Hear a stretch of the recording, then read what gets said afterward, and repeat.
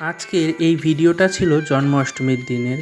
ভিডিওটা করে রেখে দিয়েছিলাম, তবে এডিট করে ভয়েস দিয়ে ছাড়ার অলসতায় আর ছাড়া হচ্ছিল না। সত্যি বলতে ভিডিও করা যতটা সহজ, এডিট করে ভয়েস দিয়ে ছাড়াটা ততটাই কঠিন। যাই হোক, নমস্কার, আমি গৌরব। তোমরা সবাই কেমন আছো? আশা করি ভালোই আছো। আমার অনেক দিনের ইচ্ছা ছিল ঠাকুরকে একটা ফুলের পোশাক পরাবো, আর আমি এই ফুলের পোশাক বানানোর ইন্সপিরেশনটা পেয়েছি ইস্কন মন্দিরের কিছু ভিডিও দেখে।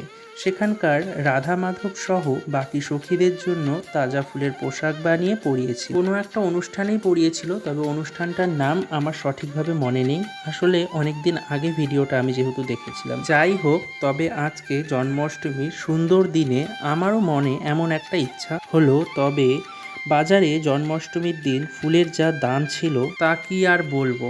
আমি তেমন একটা কেনা ফুল দিয়ে পূজা দেওয়াটা পছন্দ করি না বলতে, আমার বাড়ি যেহেতু গ্রামে, তাই আমি গ্রামের চারপাশে অনেক রকমের ফুল পেয়ে যাই, তো আমি গাছের ফুল দিয়েই পূজা দিই। যারা গ্রামে থাকে তারা অবশ্যই জানবে গ্রামে ফুলের কোন রকম অভাবই হয় না। আচ্ছা, তোমরা কি জানো আমরা যে রাধাকৃষ্ণের এই গানগুলো করি, এই গানগুলো কার লেখা? এই গানগুলি লেখা সাহিত্যিক একজন কবি, যার নাম বরু চণ্ডীদাস।